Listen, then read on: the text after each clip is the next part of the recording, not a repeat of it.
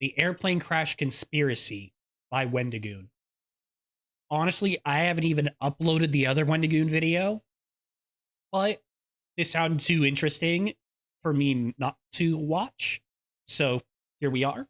Let's jump in.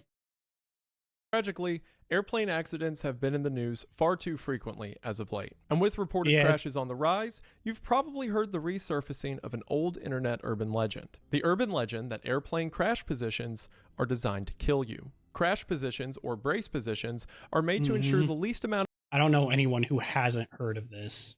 Oh, do I need to be on the other side? Yeah, we'll stick with this. Of injury possible when someone is involved in a plane accident. However, with stories of lawsuits and damage claims when people are injured or killed in the event of a plane crash, the urban legend states that brace positions are actually designed in order to ensure a quick death, all in an effort for airlines and plane manufacturers to pay out as little money as possible in injury claims after a crash. Is there any truth to this, and what is the story of airline brace positions anyway? I do actually. I swear I've seen like a YouTube short or something like that on it. I vaguely remember something like that, but I don't remember anything about it. But I do want to know, how does it stop you from getting hurt or whatever it is? You know, I am interested in that.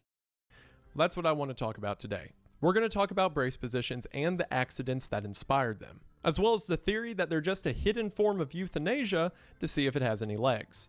Or wings, I guess. Before we begin, I want to say thank you so much to everyone who showed support for the videos being uploaded over on Spotify. It means a lot, and a link will be there in the description if you would rather watch these videos over there. Also, I just posted a video over on the second channel, and again, thank you all so much for the love and support you've already shown on there. New content coming over there weekly. Link will be in the description if you want to check it out. So if you're ready to talk about airplane tragedy and conspiracy, then stick around after the ad as we discuss if brace positions are meant to kill you. Also, the sponsor for this video once again knew exactly what I would be doing, and they were cool with it. So one day I will find something they will not touch, I assure you. But before I can't wait for that day. I want to thank today's sponsor and friend of the channel, AG1. If you've been on the channel for any amount of time, then you know about AG1. Yes, so that's I do. Because AG1 is your one-stop shop for all your pre and probiotics, multivitamins, and multiminerals, and much more in one easy drink. It's hard to be healthy, so the easier the better, and it's hard to get easier than AG1, because with just 8 to 12 ounces of water and a spoonful of AG1, you're good to go. So instead of a bunch of different doses every day, you can just keep up with one easy drink. Since taking AG1, my general mood's improved, my energy throughout the day's improved, and there's a bunch of factors that go into that, like exercise and eating right. But when you start putting the things in your body that your body's been craving, you'll be amazed by how much more you can get done. And AG1's not a chore either. Not only is it easy to make, but it's just a delightfully sweet taste that I enjoy along with my morning coffee. Also, AG1's got something new to share today. That's because AG1 now also offers omega-3 supplements. It's funny, I had just started buying milk at the store that had omega-3 infused into it because I was like, I should probably get some of that because, you know, you hear cool stuff about it. And then immediately AG1's like, hey, we just started doing omega-3. So would you look at that? What is omega-3? And AG1's omega-3 is sourced from wild-caught small fish and is flavored with natural fish oil. lemon. I don't even know what it is. So it's hard to incorporate an easier, healthier step into your morning routine than with this. And if you haven't tried AG1 yet, then now is the perfect time to get in on the offer. That's because for a limited time, if you go to drinkag1.com and use the discount code Wendigoon, or head to the link in the description or scan my QR code, not only will you get $76 worth of free extras like 5 free travel packs of AG1, a shaker bottle, a bottle of vitamin D3 and K2, and a metal canister, but right now you'll also get AG's omega-3s thrown in for good measure. That is right. What's not to love about this? So to get started with AG1 for less than $3 a day, again, head to the link in the description at drinkag1.com. That's quite a bit. Wendigoon. That's pretty cool. QR code to get in on this incredible offer today. Honestly, AG, like the thing itself, pretty cool. The shaker cup, I don't don't really particularly care about. I honestly, my favorite thing is probably the metal canister. I don't know why. That just seems like something I would want just in general. Thank you to AG1 as always for sponsoring the maybe channel. I'm just weird. The most. Check them out, the link in the description, and we are back to the video.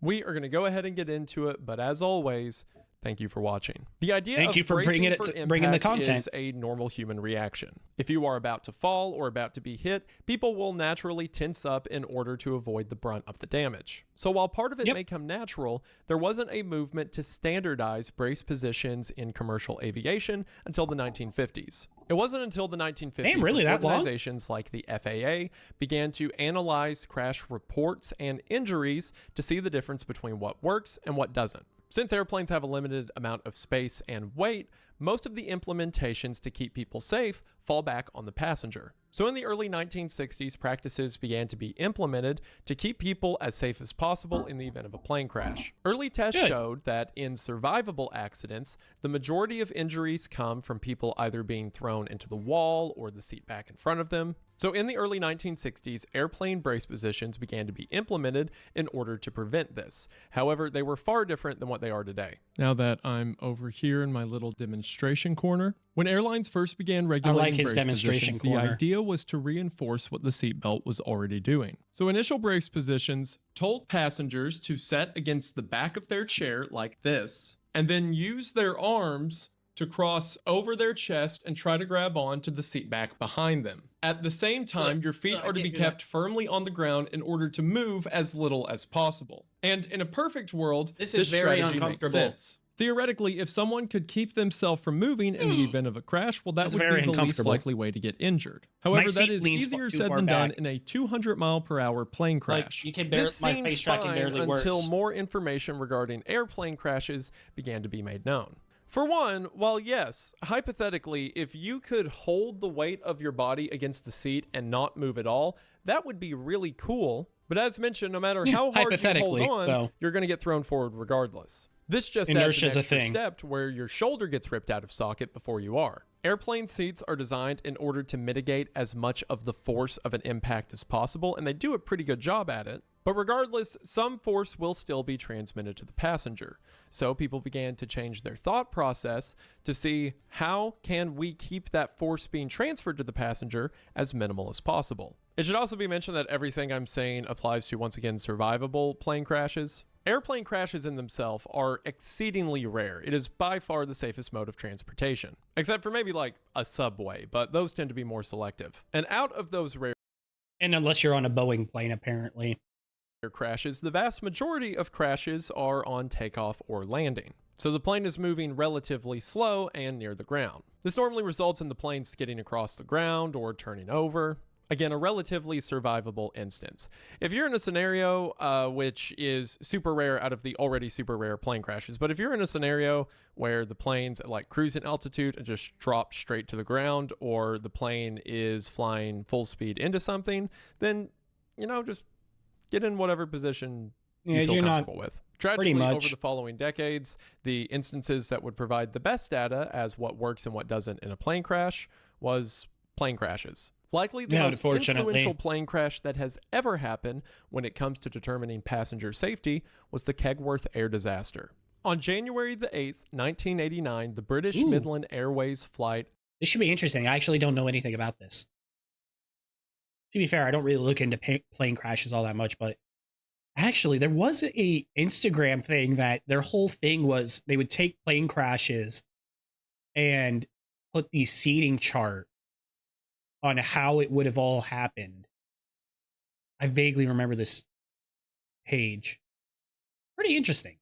92 was making a flight from the London Heathrow Airport to the Belfast International Airport. The plane itself was new for the time, a Boeing 737-400. Shortly after takeoff, a fan blade broke in the left engine of the aircraft. Initially, the damage wasn't that severe, but it did cause smoke to begin to fill the cabin of the aircraft. Now, modern airplanes are made to run just fine on one engine if the need requires. So all the pilots had to do was shut down the left engine and use the right one until they land. However, on older models of 737s, which the pilots were familiar with, air would be drawn from the right side of the aircraft into the main cabin. So typically, if the cabin was filling up with smoke, that meant something was going wrong on the right side of the plane. Not knowing that on the new 737-400, it drawed air from both sides of the plane. So the pilot shut down the right engine.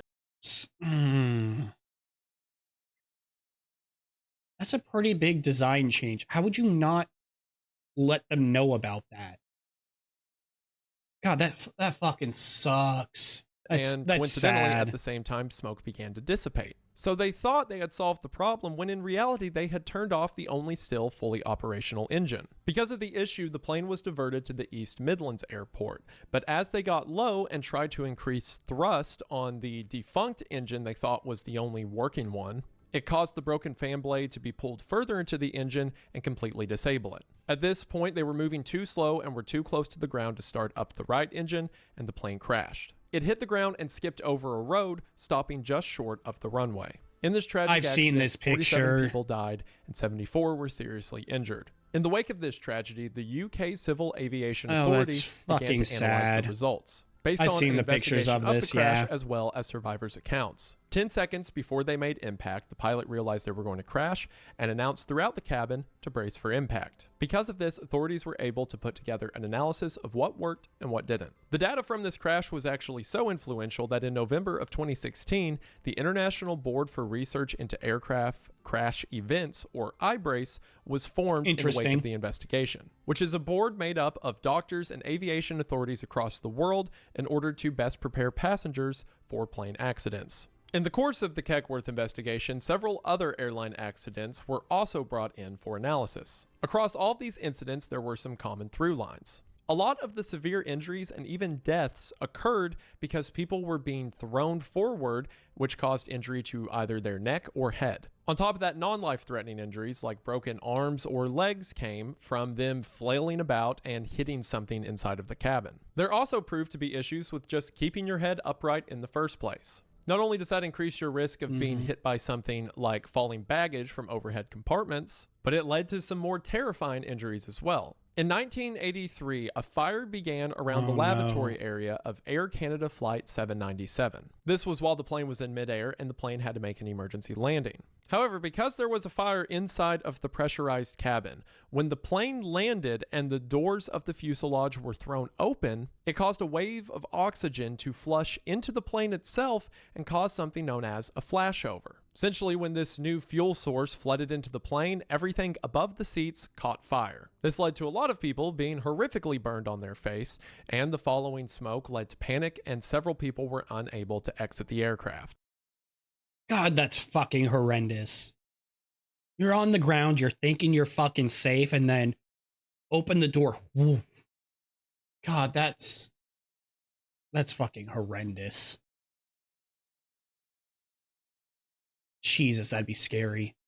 And tragically, in this event where the plane had to have an emergency landing and landed without impact, regardless, 23 people died. Instances like this and other airplane accidents led to aviation authorities making new rulings regarding the brace position. And this has led to the brace position as we know it today. Later, standardized brace positions would make the following adjustments. The primary one being, since it is near impossible to hold yourself against the back of the chair, instead anticipate the fact that you'll be thrown forward and start at the seat back in front of you. For most United States airlines, the standard practice is to place one hand on the seat back and the other hand overlapped with it, with your forehead cradled between your arms. In this sense, your arms effectively work as an airbag, making sure that any of the energy that's transferred in the crash goes to your forearms rather than your head. And while you might have a bad time if you break your arms in a plane crash, that is better than shattering your skull. Among various... I was gonna say, that sounds... I'd rather break my fucking arms than break my fucking head open. Or my spine. UK airlines, rather than placing your hands in front of you, instead you place your forehead flat on the seat back and overlock your hands along the back of your neck. This is done for one, to protect your brainstem, but also to protect yourself from any debris that could be flying around. Think about it, if any baggages come down from the overhead compartments, if a plane goes from 200 miles an hour to 0 miles an hour, those bags become missiles. Not to mention things like shattered glass that could be flying through the cabin if the fuselage is damaged. Now, some have argued that putting your head directly against the seat in front of you with no cushion from your arms can increase the possibility of a head injury, which is why in the US it's still the overlap, and in UK and other regions it's along the back of your head. Also, it is important I don't know which one I would prefer to overlap your hands instead of interlocking them, because if you interlock them in the event of a crash, you're probably going to break your fingers. One of the main injuries that is seen in Yeah. a plane crash is injuries to the limbs because people's arms and legs tend to fly out at the moment of impact. So while these two maneuvers take care of your hands, different regulatory bodies also have different ideas when it comes to your legs. By United States doctrine, most airlines still advise you to keep your feet firmly planted to keep a more stable point for your torso and head. Whereas in areas like the UK, protocol is to tuck your legs as tightly as you can to the seat you're sitting on. This is to prevent a common injury in plane crashes when your legs fly forward and hit the bar of the seat in front of you, which in a lot of cases, as you can imagine, breaks your shin. Whereas if your legs are tucked against your own chair, they are less likely to fly out and hit something. However, once again, it's a trade-off, because if your legs are tucked in against your chair, that is a less stable point for your upper body than to have them firmly planted. But similar to the hand thing, both doctrines have their own arguments either way. Of course, in both of these strategies, you are firmly wrapped against the seatbelt across your lap. This helps with jackknifing and submarining. Jackknifing is when you're sitting away from the seatbelt and are thrown into it, which can cause abdominal injuries. And submarining is when you're so far back and leaned backwards that at the moment of impact, you slide under the seatbelt, and neither of which is a good idea. Also, on both... submarining. I can just imagine the horrendous fucking injuries I would... Instantly, the first thing that came to my fucking mind was degloving. Don't look that up if you don't want, like, that image to stick with you. Do not look into that. That's instantly where my fucking mind went. Both of these strategies, your head is ducked below the line of seats. As mentioned, that helps with flying debris, but in cases like the Canadian air flight mentioned earlier, it prevents injury from things like a flashover. Now, of course, everything I mentioned so far is assuming there is a seat back in front of you to hold on to. If you cannot get to the seat back in front of you, so in other words, if you're sitting in an emergency exit row, on the front row of a plane, or just too short to reach the seat, then it's advised to adopt something called the pike position. It's effectively the same thing, but since you can't get to the seat in front of you, you just fold yourself all the way down. I need to bring the microphone down. Thank you. You fold yourself all the way down underneath your legs, either grabbing your own forearms to keep yourself compact, or, as mentioned earlier, overlapping them along the back of your head to protect yourself from debris or head injury. It's also advised, again because there's no seat in front of you for you to hit your shins on, to keep your feet firmly planted to once again give yourself further stability. And if your feet cannot touch the floor, again for children or short people, just tuck them against the chair as tightly as you can. The strategy with all of these is to make yourself as compact as possible. You're not going to be able to fully put off the force of the plane crashing, so you want to be in a position where the force can do as little damage to you as possible. The only situation where the strategy is severely different is for flight attendants who have a backwards facing seat. Again, crashes tend to happen when a plane is moving forward. So all of those positions I just showed were to prevent you from being thrown forward or mitigating the damages when you are. Well, if a flight attendant is facing the back of an airplane, then they're not going to be thrown forward in a crash, they're going to be thrown backward. So then, best practice goes back to the old strategy, placing your head against the seat back as hard as possible, and either putting your hands underneath your thighs or across your chest. Brother! Brother! Seat is actually one of the safest places to be in the event of a plane crash, because all of the force is pushing you into the cushioned seat you're already sitting in, rather into the metal seat that you're sitting behind. In both instances, airplane seats actually do a really good job at absorbing most of the energy from an impact, and all of the brace positions are designed so that the majority of that force transfers to the chair rather than your body. And those practices make sense. Think about situations like airbags.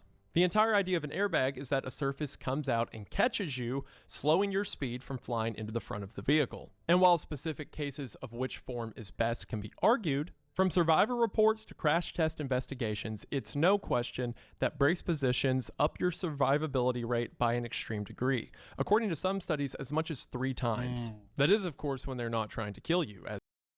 I was about to say, I don't know, Wendy, you're supposed to be the conspiracy guy.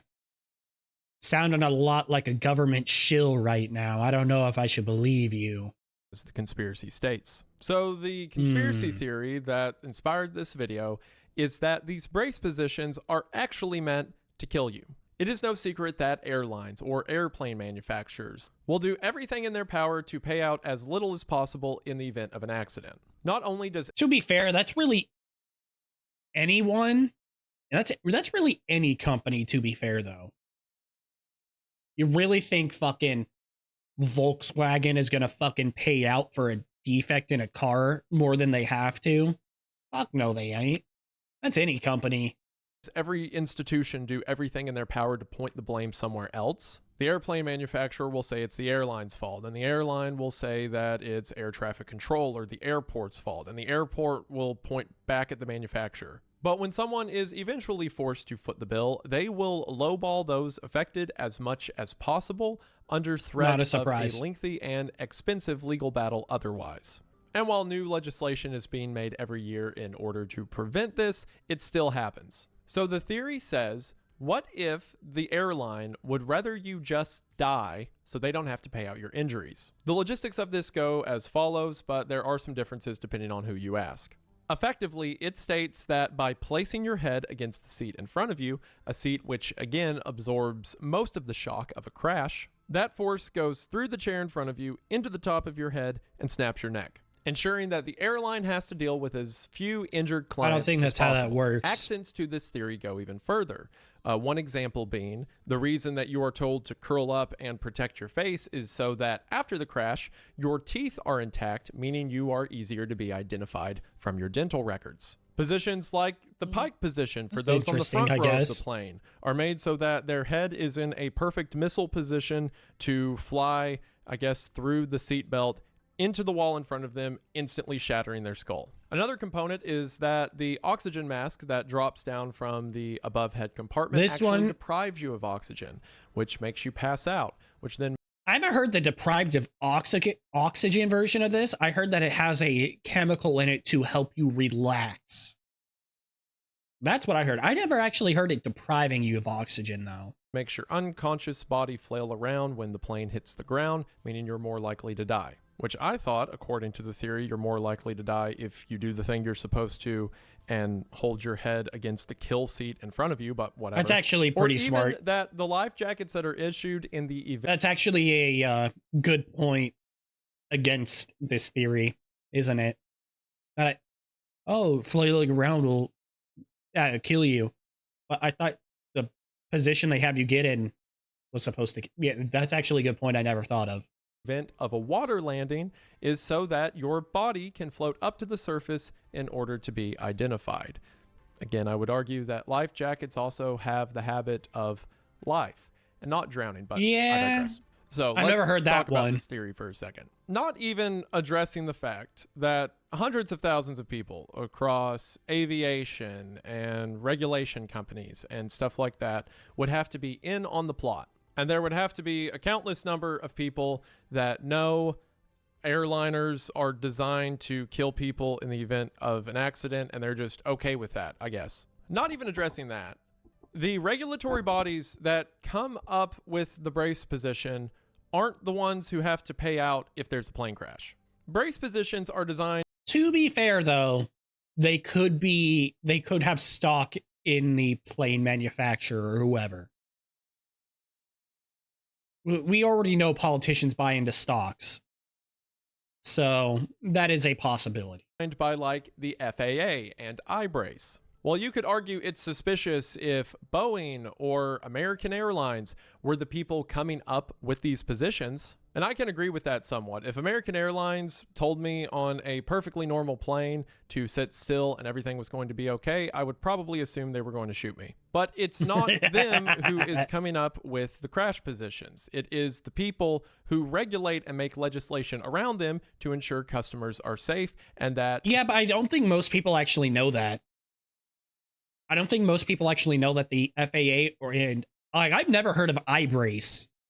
I don't think most people know that those are, at least iBrace. I don't think most people know that iBrace is an actual thing, let alone that they're the ones who come up with the brace position. They pay their dues when customers aren't. But sure, you could argue FAA and airlines and all that are in cahoots and have this massive conspiracy worked out between them, sure. But in concept, the theory doesn't make sense. It says that companies do this so they don't have to pay out injuries in the event of a crash. But you know what's way more expensive than injuries? Dying. While there is new legislation that dictates the minimum amount an airline is required to pay in the event of serious bodily injury is around 140,000 US dollars. And there's that's new all my legislation life on is the way that worth? brings that number up to more like 300,000. Companies that have to pay out in an accident will argue the legitimacy of these events and try to get the number down as low as 10 or 20,000. Whereas when someone dies, the payout is normally in the millions. According to Keystone Law, in the United States, the average payment when someone dies in an airplane crash is $5.2 million. Now, the United States is way ahead of other countries because the US doesn't have a limit on like bereavement lawsuits. Whereas countries like England and Wales cap it around 15,000 pounds. In the US, if some God, imagine being in an accident, suing the person, the the whatever responsible, and they just get in. You only get $15,000. And yeah, I get it. The British pound is more like $17,000. But yeah, that's still dog shit when it comes to someone's life. So that's fucking insane to me. Someone you know dies because of malfeasance on an airline or airplane manufacturer's part, you can pretty much argue for whatever you want to be paid. Now, it is true that there are some injury lawsuits in airplane crashes that far exceed this number, with some people who have permanent injuries that don't allow them to go back to work, or they have to be in rehab for several years. Those lawsuits can be $8-10 million. But they're very few and far between. Rare. Yeah. Typically, people have injuries that they can walk away from or recover after some point in time, or they die.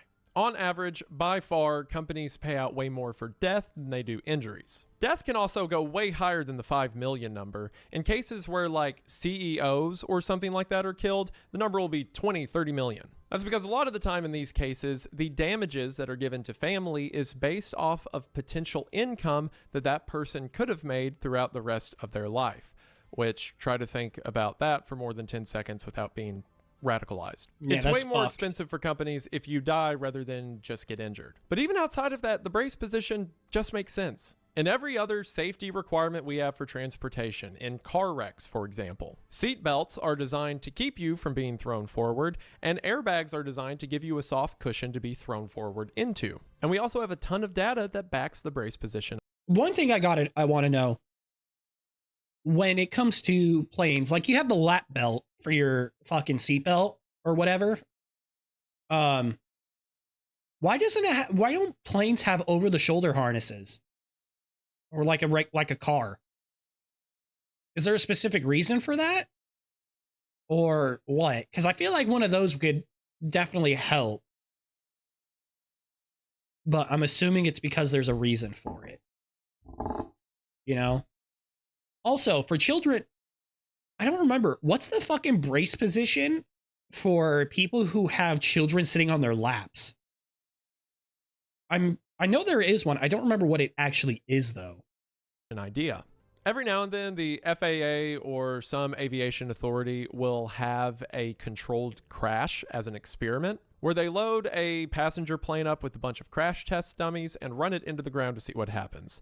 Sounds like a cool weekend. Well, in 2012, like a bunch really of cool different television companies like Discovery Channel in the United States and Channel 4 in the UK partnered together to buy a Boeing 727, load it full of dummies, and run it into the Mexican desert to see what would happen. What's funny about this is normally when like the FAA does a test or something similar, they do it at a military base or in the middle of nowhere, so the entire flight is remote controlled. But when all these television companies came together to do it, the United States wouldn't let them do it anywhere, so they had to go to Mexico. And the only place they could do it in Mexico was in an open desert that was near a city. So the Mexican government wouldn't let them do the entire thing remote controlled because, you know, the airplane will be flying above a populated area. So a pilot team had to fly the plane until it got out of the city and then got over a desert. And then they parachuted out.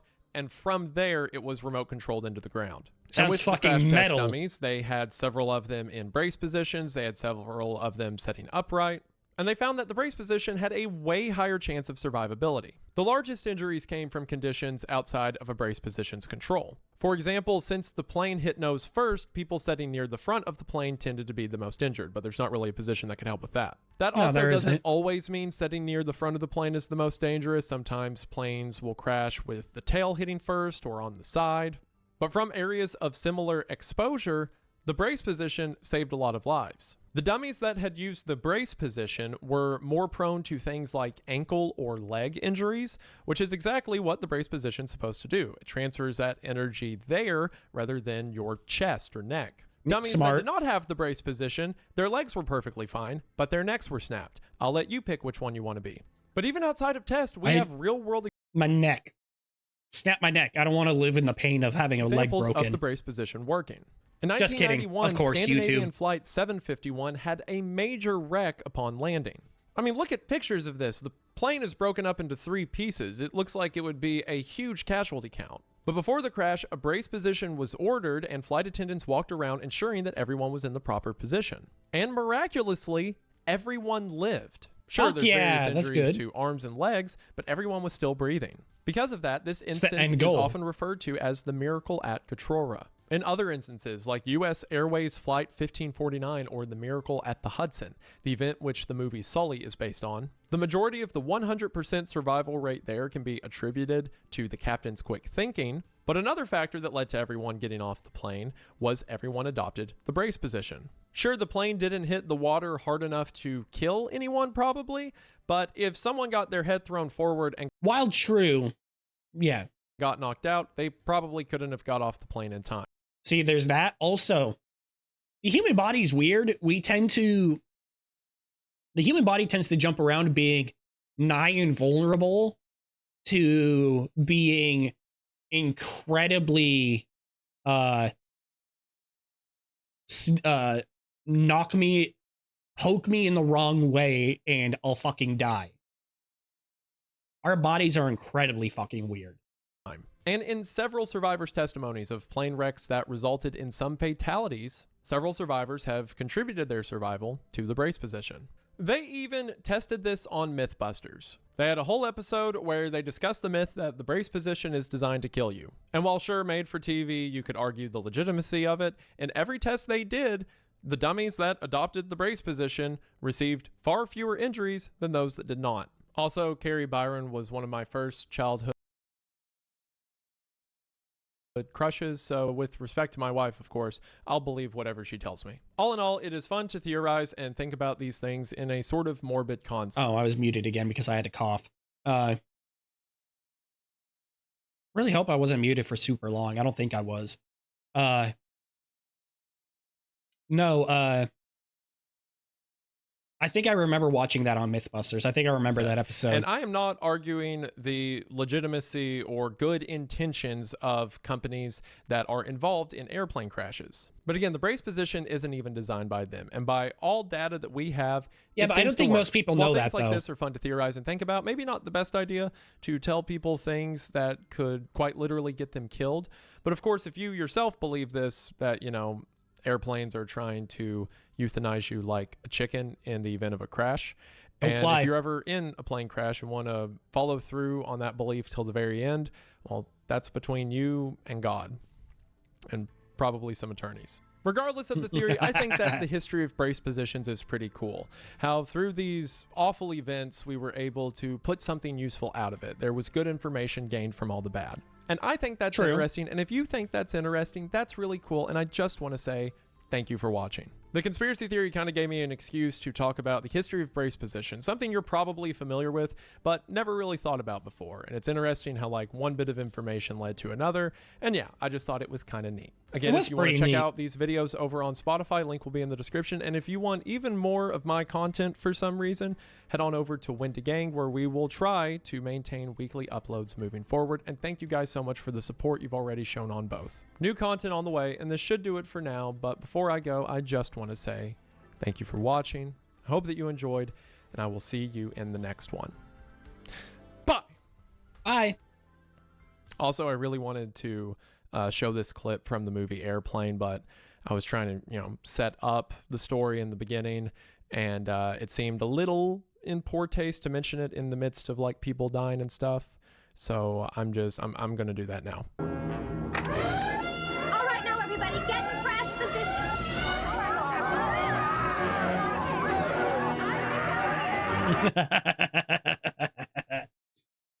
Oh, yeah, it probably would have been in bad taste, but that's pretty fucking funny. God. Make sure you check out the original video. Oh. Seems interesting. I may have to put that. I may have to get that. This could be a cool one just to check out as well. Damn. It's really cool videos. Make sure you check out the original video, like and subscribe, and till next time, take care of yourselves. See ya.